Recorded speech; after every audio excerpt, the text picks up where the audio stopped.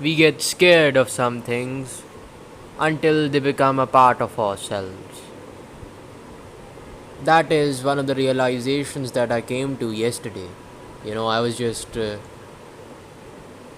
daydreaming, and suddenly I came to that realization that some things, really do scare us, until we have gone through them in the complete sense and assimilated them into our psychology. Then we are not really scared of it. And that's the story of humankind. That's the story of the human, the individual. He goes through sufferings, he goes through miseries, he goes through war within his brain and physically until he gets used to it. Until he gets used to it all.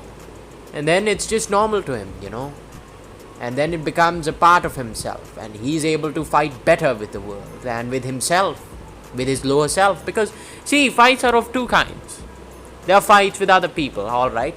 There is the fight with the world, and then there is the fight within oneself, within oneself, in the sense that there is a higher being and there is a lower being within ourselves. The lower being, it concentrates on all of the things that are bad within you, all of the bad things, all of your vices. While the higher being, it concentrates on all of your virtues, what is good in you, And that is the battle of man. That is the battle of the individual. That is the battle within, And the battle within is more important than the battle without, right? Why is it more important? Because the battle within, if you have won it, if your higher self has won it, then the battle without becomes extremely easy. Then with your character, then with your personality, you can convince people. You can make the world better. But if you do not have the battle within sorted out, then the battle without would also be difficult. Because then your personality, your character, maybe it's in constant battle. It's battling each other, and you don't know how to act out in the world because you're in battle. You don't know who you actually are exactly. Like, are you completely your lower self, or are you completely your higher self? That's difficult to determine because you're in battle. There is this stage. In this stage, you don't know how to act out into the world. You don't know how to act, in the sense that you don't know what to say, what to speak, what to do, because you don't know who you are. Are you good or are you evil? And those things, those are not I mean, I'm trying to make them look easy, but they are not really, of course. But still, you need to understand that us humans, how we act and how we speak, it's a very good indication, and it's a very good indication of which side we are on in our own selves. So we can find good and evil within our own selves if we look into ourselves.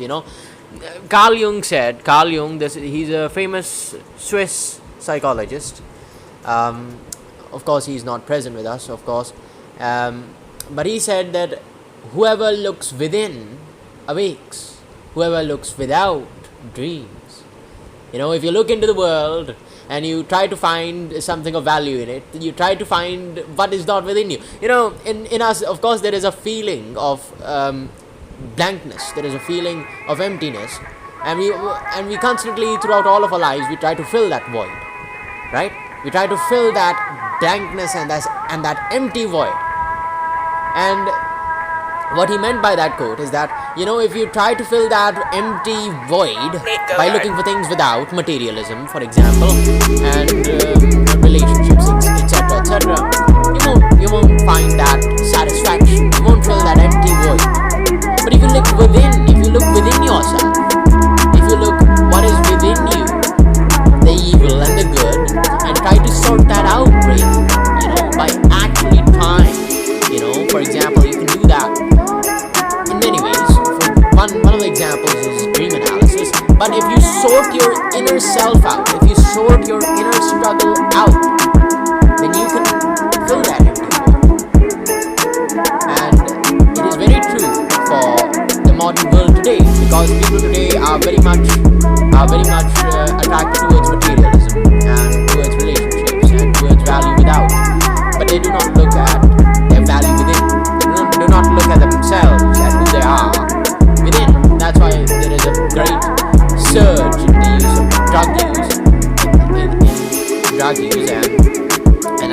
psychedelics, because because what they do exactly is that they push you away from yourself.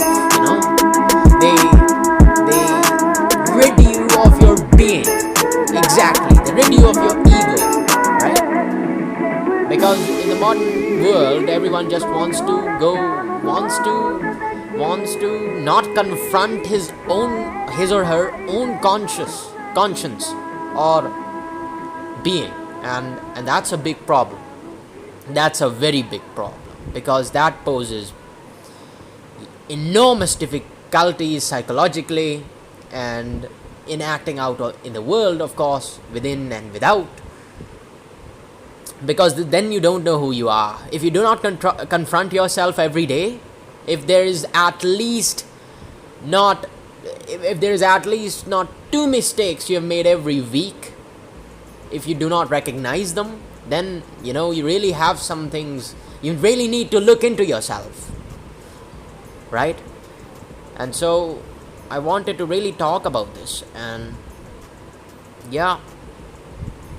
look within, and when you have looked within completely, then look without too. Of course, there should be a balance. You shouldn't be completely focused on within and completely destroy your life without. Both should be in equilibrium, and the best way to do that, in my opinion, is that by training the mind as well as the body, because then you're training your body, which mostly acts out into the world, and your mind as well, which controls your psychology, right? So you're keeping in equilibrium both of the essential parts of your body.